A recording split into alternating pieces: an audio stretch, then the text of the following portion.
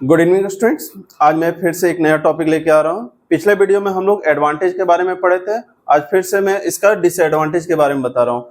तो देखिए ध्यान से, डिसएडवांटेज ऑफ डेटाबेस। इसमें डिसएडवांटेज में क्या क्या आता है? Cost of hardware and software. Second point है कॉस्ट ऑफ डेटा कन्वर्सन। अब यहाँ पे थर्ड पॉइंट है कॉस्ट ऑफ स्टाफ ट्रेनिंग।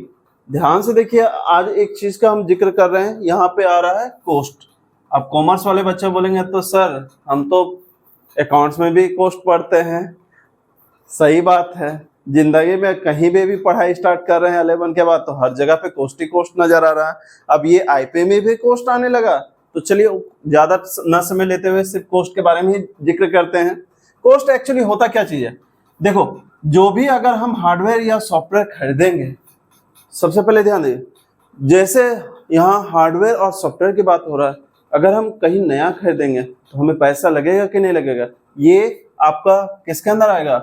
एक डिसएडवांटेज के अंदर आएगा। Second, data conversion. अब बहुत सारा ऐसा होता है कि हम डेटा अगर रिट्रीव करते हैं तो उसका वर्क करने के लिए हम कहीं डेटा को एक्सचेंज करते हैं, एक्सेल फाइल, पीडीएफ या फिर बहुत सारे ऐसे वर्क में, तो भी हमको क्या देना पड़ता है? सॉफ्टवेयर के लिए कुछ पैसा देना पड़ता है। पैसे देने के बाद हम उस सॉफ्टवेयर को इंस्टॉल करते हैं, उसके बाद उसमें एक्सेस करते हैं, वर्क करते हैं। वो सब सारा किसके अंदर आ रहा है? Data conversion. अब नेक्स्ट है, उसमें भी क्या लग रहा है? आपका कॉस्ट लग रहा है। थर्ड, बाबू भैया ध्यान से देखिए, इसमें एक चीज है क्या कि हर जगह पे क्या आ रहा है? Cost cost cost. ये कॉस्ट क्या चीज है? पैसा दो और आगे तो आप समझ ही सकते हैं। आगे चलते हैं, इसमें कुछ और नया टॉपिक जोड़ते हैं। थर्ड है, जब हार्डवेयर और सॉफ्टवेयर की बात हो जाए उसके बाद क्या है? Staff training. विदाउट स्टाफ का कोई वर्क करेगा क्या? नहीं।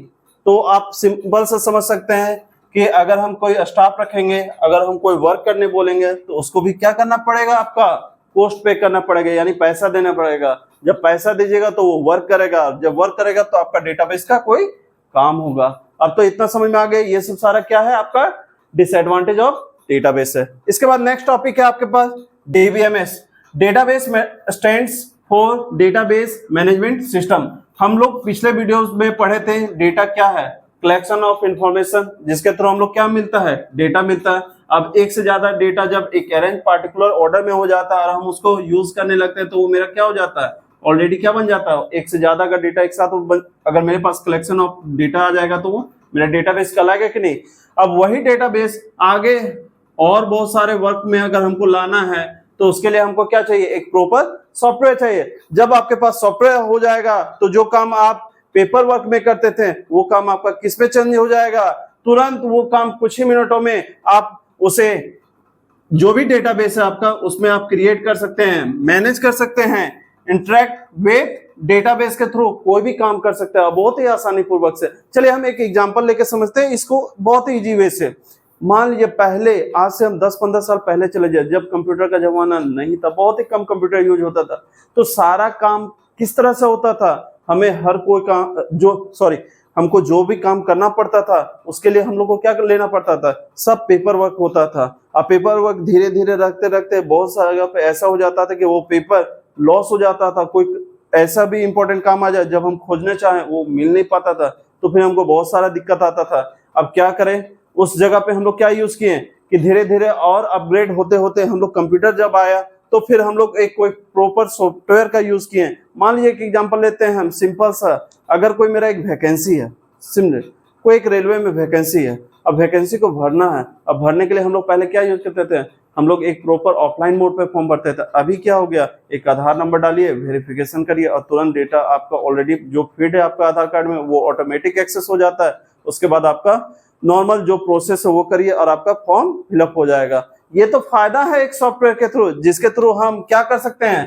तुरंत कोई क्रिएशन यानी फॉर्म भर सकते हैं, कुछ अगर एडिटिंग है तो मैनेज करके वर्क कर सकते हैं, और क्या करें? इंटरेक्ट विद डेटाबेस के रिलेटेड अगर कोई काम है तो आप तुरंत काम कर सकते हैं। तो यहाँ पे आप मैनेजमेंट सिस्टम के थ्रू कोई भी डेटाबेस का वर्क आसानी से कर सकते हैं। तो ये तो समझ में आ गया डेटाबेस मैनेजमेंट सिस्टम। यहाँ सॉफ्टवेयर के रूप में आप कोई भी डेटाबेस का यूज करके आप बहुत सारा वर्क कर सकते हैं। अब नेक्स्ट है इसके बाद type of DBMS. Type of DBMS में क्या है? RDBMS, हम लोग ध्यान से देखिए, इसका आपके पास यहाँ पे इसका फुल फॉर्म है रिलेशनल डेटाबेस मैनेजमेंट सिस्टम। अभी तक हम लोग क्या क्या पढ़े थे? पहला पढ़े थे डेटा, इसके बाद क्या पढ़े हम लोग? डेटाबेस, इसके बाद हम लोग क्या पढ़े? DBMS, इसके बाद हम लोग क्या पढ़ रहे हैं? RDBMS, यही तो है RDBMS, relational database management system. इसी के अंदर हम लोग क्या पढ़ेंगे? जगह नहीं होने के कारण मैं यहाँ लिख दे रहा हूँ SQL। क्या पढ़ेंगे? SQL। ध्यान से देखिए, ये पढ़ लिए, ये पढ़ लिए, ये पढ़ लिए, अब ये पढ़ेंगे, इसके बाद ये। इसी का छोटा सा कॉन्सेप्ट के रूप में हम क्या पढ़ाएंगे RDBMS के अंदर? SQL या MySQL, जो आप लोग के टॉपिक और सब्जेक्ट्स में दिया हुआ है। सब्जेक्ट का कहने का मतलब बहुत जगह पे ऐसा होता है, 10 में बहुत छोटा सा कॉन्सेप्ट DBMS का पढ़ना है, 11 में थोड़ा इससे और ज्यादा पढ़ना है, 12 में पूरा कॉन्सेप्ट SQL का पढ़ना है, और भी आगे हम लोग पढ़ेंगे। इसके बाद और एग्जांपल लेते हैं, इसका टाइप ऑफ DBMS से तो आपको मिल जा रहा है, ये तो आपको समझ में आ जा रहा है। और नेक्स्ट है आपका second point HDBMS, hierarchical database management system. इसका यूज कहाँ पर होता है? कोई भी प्राइवेट हो या फिर सरकारी कंपनी जिसके थ्रू हम कोई भी एम्प्लॉय का डेटा एक्सेस करने में बहुत इंपॉर्टेंट होता है, और यूज भी बहुत ज्यादा इजी वे कर देता है। इसके बाद है next NDBMS, network database management system.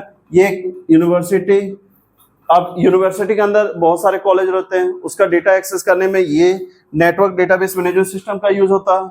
Next object oriented database management system, object oriented database management system. इसका ई-कॉमर्स, जैसे आप बहुत सारा कोई सामान ऑनलाइन खरीदते हैं, वो सब डेटा को एक्सेस करने के लिए, चाहे आप एग्जांपल ले सकते हैं फ्लिपकार्ट या फिर बहुत सारे ई-कॉमर्शियल आप जो भी सॉफ्टवेयर यूज करते हैं आप अपने मोबाइल पे, वो सब सारा सॉफ्टवेयर का आप इसमें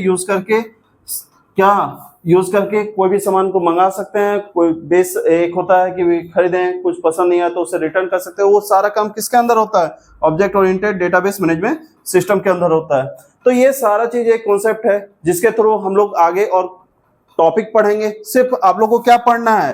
रिलेशनल डेटाबेस मैनेजमेंट सिस्टम। ये आप धीरे धीरे 12 के बाद अगर ग्रेजुएशन करेंगे IT, IP और या बहुत सारे सब्जेक्ट्स में, तो आप ये सब पढ़ेंगे। बीटेक एमटेक में भी पढ़ते हुए बहुत आगे तक चले जाओगे।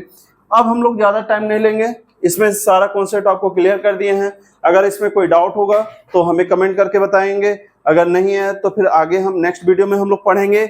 इसके बाद RDBMS के बारे में पूरा फुल्ली डिटेल्स, और इसके बाद SQL और MySQL के कुछ कॉन्सेप्ट के थ्रू टेबल कैसे क्रिएट होता है, और आगे बहुत सारे छोटे छोटे क्वेश्चन जो बोर्ड रिलेटेड एग्जाम में बहुत जगह पे ऐसा होता है कि बोर्ड रिलेटेड क्वेश्चन को सॉल्व नहीं करते हैं हम।